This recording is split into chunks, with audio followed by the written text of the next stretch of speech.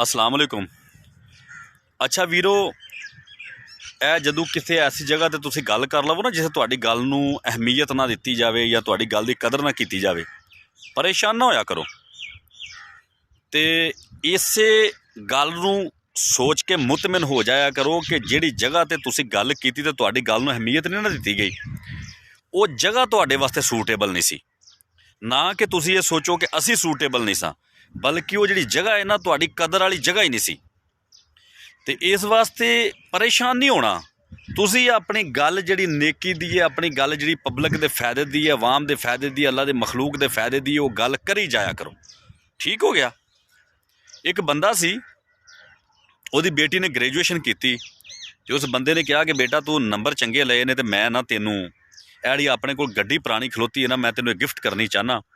ਅਤੇ ਬੇਟਾ ਤੂੰ ਇੰਝ ਕਰ, ਪਹਿਲੇ ਇਸ ਗੱਡੀ ਨੂੰ ਨਾ ਕਿਸੇ ਚੰਗੇ ਜਿਹੇ ਕਾਰਾਂ ਵਾਲੇ ਮਕੈਨਿਕ ਦੇ ਕੋਲ, ਠੀਕ ਹੈ ਨਾ, ਅਤੇ ਇਹਦੀ ਕੀਮਤ ਲਵਾ ਕੇ ਅਤੇ ਕਿੰਨੇ ਕੁ ਪੈਸੇ ਲੱਗਣਗੇ। ਉਹ ਇੱਕ ਮਕੈਨਿਕ ਦੇ ਕੋਲ ਲੈ ਗਈ, ਇੱਕ ਜਗ੍ਹਾ 'ਤੇ ਡੀਲਰ ਦੇ ਕੋਲ। ਉਹਨੇ ਕਿਹਾ ਜੀ ਕਿ ਮੈਂ ਗੱਡੀ ਵੇਚਣੀ ਚਾਹੁੰਦੀ ਹਾਂ, ਇਹ ਗੱਡੀ ਕਿੰਨੇ ਕੁ ਦੀ ਵਿਕੇਗੀ। ਉਹਨਾਂ ਨੇ ਕਿਹਾ ਕਿ ਤੁਹਾਡੀ ਜਿਹੜੀ ਗੱਡੀ ਹੈ ਨਾ $1000 ਦੀ ਵਿਕ ਜਾਏਗੀ, ਕਿਉਂਕਿ ਬੜਾ ਪੁਰਾਣਾ ਮਾਡਲ ਹੈ ਅਤੇ ਇਹ $1000 ਦਾ ਵਿਕੇਗਾ, ਇਸ ਤੋਂ ਵੱਧ ਨਹੀਂ ਵਿਕ ਸਕਦੀ, ਇਹਦੀ ਅਹਿਮੀਅਤ ਹੀ ਕੋਈ ਨਹੀਂ ਇਸ ਗੱਡੀ ਦੀ। ਉਹ ਲੜਕੀ ਘਰ ਆ ਜਾਂਦੀ, ਆਪਣੇ ਵਾਲਦ ਨੂੰ ਕਹਿੰਦੀ ਹੈ ਕਿ ਅੱਬਾ ਜੀ ਇਹਦਾ ਨਾ $1000 ਲੱਗਾ ਹੈ। ਉਹਦੇ ਵਾਲਦ ਸਾਹਿਬ ਕਹਿੰਦੇ ਨੇ ਕਿ ਬੇਟਾ ਇਸ ਗੱਡੀ ਨੂੰ ਹੁਣ ਇੰਝ ਕਰ, ਕਿਸੇ ਕਬਾੜੀਏ ਦੇ ਕੋਲ ਲੈ ਜਾ। ਉਹ ਲੜਕੀ ਉਸ ਗੱਡੀ ਨੂੰ ਇੱਕ ਕਬਾੜੀਏ ਦੇ ਕੋਲ ਲੈ ਜਾਂਦੀ ਹੈ। ਉਹਨੂੰ ਕਹਿੰਦੀ ਕਿ ਮੈਂ ਗੱਡੀ ਸੇਲ ਕਰਨੀ ਚਾਹੁੰਦੀ ਹਾਂ, ਇਹ ਕਿੰਨੇ ਕੁ ਦੀ ਰੱਖੋਗੇ। ਉਹਨਾਂ ਨੇ ਕਿਹਾ ਜੀ ਅਸੀਂ ਇਹਨੂੰ $100 ਦੀ, $100 ਓਨਲੀ, $100 ਦੀ ਅਸੀਂ ਰੱਖਾਂਗੇ, ਕਿਉਂਕਿ ਗੱਡੀ ਬੜੀ ਜੀ ਪੁਰਾਣੀ ਹੈ, ਕਿਸੇ ਕੰਮ ਦੀ ਤਾਂ ਗੱਡੀ ਨੇ, ਬੜਾ ਪੁਰਾਣਾ ਮਾਡਲ ਹੈ। ਲੜਕੀ ਘਰ ਆ ਗਈ, ਆਪਣੇ ਵਾਲਦ ਸਾਹਿਬ ਨੂੰ ਕਿਹਾ ਕਿ ਅੱਬਾ ਜੀ ਉਹਨਾਂ ਨੇ $100 ਕਬਾੜੀਏ ਨੇ ਲਾਇਆ।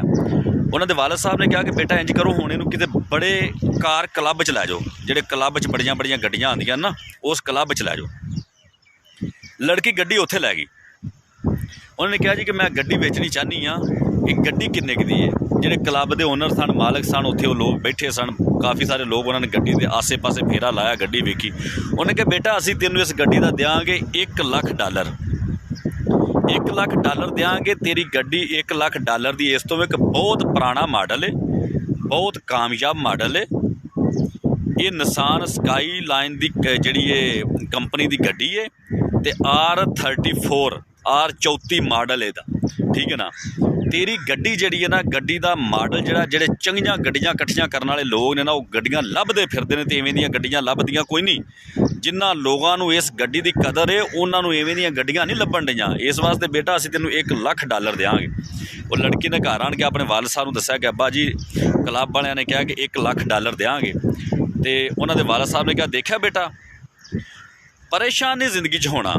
ਉਹਨਾਂ ਨੇ ਕਿਹਾ ਮੈਂ ਤੁਹਾਨੂੰ ਇੱਕ ਸਬਕ ਸਿਖਾਉਣ ਵਾਸਤੇ, ਉਹਨਾਂ ਨੇ ਕਿਹਾ ਜੀ ਕਿ ਮੈਂ ਗੱਡੀ ਦੇ ਕੇ ਤੈਨੂੰ 3 ਜਗ੍ਹਾ 'ਤੇ ਭੇਜਿਆ ਸੀ ਕਿ ਬੇਟਾ ਕਦੀ ਵੀ ਜ਼ਿੰਦਗੀ 'ਚ ਦਿਲ ਬਰਦਾਸ਼ਤ ਨਹੀਂ ਹੋਣਾ। ਜਿਹੜੀ ਜਗ੍ਹਾ 'ਤੇ ਤੁਹਾਨੂੰ ਅਹਿਮੀਅਤ ਨਹੀਂ ਨਾ ਦਿੱਤੀ ਜਾਣ ਡਈ ਹੁੰਦੀ, ਐਕਚੁਅਲੀ ਤੁਸੀਂ ਸੋਚ ਲੈਂਦੇ ਹੋ ਕਿ ਯਾਰ ਅਸੀਂ ਇਸ ਕਾਬਲ ਨਹੀਂ ਸਾਂ, ਸਾਡੀ ਗੱਲ ਨੂੰ ਅਹਿਮੀਅਤ ਨਹੀਂ ਦਿੱਤੀ ਜਾਣ ਡਈ। ਐਕਚੁਅਲ ਗੱਲ ਇਹ ਹੁੰਦੀ ਹੈ ਕਿ ਉਸ ਜਗ੍ਹਾ ਦੇ ਉੱਤੇ, ਉਹ ਜਿਹੜੀ ਜਗ੍ਹਾ ਹੈ ਨਾ ਜਿੱਥੇ ਤੁਸੀਂ ਗੱਲ ਕਰ ਦਿੱਤੀ ਅਤੇ ਤੁਹਾਨੂੰ ਅਹਿਮੀਅਤ ਨਹੀਂ ਦਿੱਤੀ ਗਈ, ਉਹ ਜਗ੍ਹਾ ਹੀ ਇਸ ਕਾਬਲ ਨਹੀਂ ਕਿ ਤੁਹਾਡੇ ਵਾਲੀ ਜਿਹੜੀ ਗੱਲ ਹੈ ਉਸ ਦੀ ਅਹਿਮੀਅਤ ਨੂੰ, ਉਸ ਦੀ ਗੱਲ ਨੂੰ, ਕਦਰ ਨੂੰ ਪਹਿਚਾਣ ਸਕਣ। ਉਹ ਤੁਹਾਡੀ ਕਦਰ ਨਹੀਂ ਕਰਨਗੇ। ਇਸ ਵਾਸਤੇ ਮੇਰੇ ਭਾਈ ਆਪਣੀ ਕਦਰ ਬਣਾਓ, ਉਸ ਜਗ੍ਹਾ 'ਤੇ ਗੱਲ ਕਰੋ ਜਿੱਥੇ ਤੁਹਾਡੀ ਗੱਲ ਦੀ ਕਦਰ ਹੈ, ਅਦਰਵਾਈਜ਼ ਸਾਈਡ 'ਤੇ ਹੋ ਜਾਓ, ਠੀਕ ਹੈ। ਆਪਣਾ ਕਚਰਾ ਇਕੱਠਿਆਂ ਕਰਦਿਆਂ ਨਾ ਲਾਲ ਨਾ ਖੋਈ ਜਾਓ, ਆਪਣਾ ਟੈਲੈਂਟ ਜ਼ਾਇਆ ਨਾ ਕਰੋ, ਆਪਣੀ ਗੱਲਬਾਤ ਜ਼ਾਇਆ ਨਾ ਕਰੋ, ਆਪਣੇ ਤੁਸੀਂ ਬੁਰੇ ਲੋਕਾਂ ਦੇ ਪਿੱਛੇ ਲੱਗ ਕੇ ਆਪਣੀ ਅੱਛਾਈ ਨਾ ਛੱਡੋ ਮੇਰੇ ਭਾਈ। ਆਪਣੇ ਟਾਰਗੇਟ 'ਤੇ, ਆਪਣੇ ਗੋਲ 'ਤੇ ਨਜ਼ਰ ਰੱਖੋ ਔਰ ਗੱਲ ਜਿਹੜੀ ਕਰੋ ਉਹ ਕਰੋ, ਵੈਲਿਡ ਗੱਲ ਕਰੋ, ਮਜ਼ਬੂਤ ਗੱਲ ਕਰੋ, ਪਰਮਾਨੈਂਟ ਗੱਲ ਕਰੋ, ਦਲੀਲ ਨਾਲ ਕਰੋ, ਸਬੂਤ ਨਾਲ ਕਰੋ। ਜ਼ਿੰਦਗੀ ਦੇ ਵਿੱਚ ਕੋਸ਼ਿਸ਼ ਕਰੋ ਹਮੇਸ਼ਾ ਪੋਜ਼ੀਟਿਵ ਰਹਿਣਾ, ਪੋਜ਼ੀਟਿਵ ਸੋਚਣਾ, ਪੋਜ਼ੀਟਿਵ ਕੰਮ ਕਰਨੇ ਨੇ, ਨਾ ਨੈਗੇਟਿਵਿਟੀ 'ਚ ਜਾਣਾ, ਨਾ ਨੈਗੇਟਿਵ ਸੋਚਣਾ। ਜ਼ਿੰਦਗੀ ਦੇ ਵਿੱਚ ਕਿਸੇ ਦਾ ਬੁਰਾ ਸੋਚਣਾ ਨਹੀਂ, ਜ਼ਿਹਨ ਦੇ ਵਿੱਚ ਕਿਸੇ ਦੇ ਬਾਰੇ ਬੁਰਾ ਲਿਆਉਣਾ ਹੀ ਨਹੀਂ। ਕੋਸ਼ਿਸ਼ ਕਰ ਰਹੀ ਹੈ ਹਮੇਸ਼ਾ ਅੱਲਾ ਦੀ ਮਖਲੂਕਾਤ ਜਿਤਨੀਆਂ ਨੇ ਸਾਰੀਆਂ ਦਾ ਜਿੰਨਾ ਹੋ ਸਕੇ ਤੁਹਾਡੇ ਜਿਸਮ ਤੋਂ ਉਹਨਾਂ ਨੂੰ ਫਾਇਦਾ ਹੋਵੇ, ਤੁਹਾਡੀ ਜ਼ੁਬਾਨ ਤੋਂ ਫਾਇਦਾ ਹੋਵੇ, ਤੁਹਾਡੇ ਹੱਥ ਤੋਂ ਫਾਇਦਾ ਹੋਵੇ, ਤੁਹਾਡੇ ਪੈਰ ਤੋਂ ਫਾਇਦਾ ਹੋਵੇ, ਈਵਨ ਕਿ ਤੁਹਾਡੀ ਆ ਜਿਹੜੀ ਸੋਚ ਹੈ ਇਹਦੇ ਤੋਂ ਅੱਲਾਹ ਤਾਲਾ ਦੀ ਮਖਲੂਕ ਨੂੰ ਫਾਇਦਾ ਹੋਵੇ। ਅਤੇ ਆਪਣੀ ਕਦਰ ਬਣਾਓ, ਜਿੱਥੇ ਤੁਹਾਡੀ ਕਦਰ ਕੋਈ ਨਹੀਂ ਸਾਈਡ 'ਤੇ ਹੋ ਜਾਓ ਲੱਤ ਮਾਰ ਕੇ। ਬਿਲਕੁਲ ਆਪਣੀ ਜ਼ਿੰਦਗੀ ਨੂੰ, ਆਪਣੇ ਵਕਤ ਨੂੰ ਜ਼ਾਇਆ ਨਾ ਕਰੋ।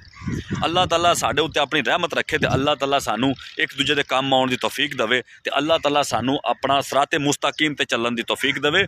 ਅੱਲਾਹ ਪਾਕ ਸਾਨੂੰ ਕੁਰਾਨ ਪਾਕ ਅਤੇ ਨਬੀ ਪਾਕ ਸੱਲਮ ਦੇ ਫਰਮਾਨਾਤ 'ਤੇ ਅਮਲ ਕਰਨ ਦੀ ਤੌਫੀਕ ਦੇਵੇ। ਵਸਲਾਮ, ਤੁਹਾਡਾ ਭਾਈ ਅਸਗਰ ਵਰਿਆ।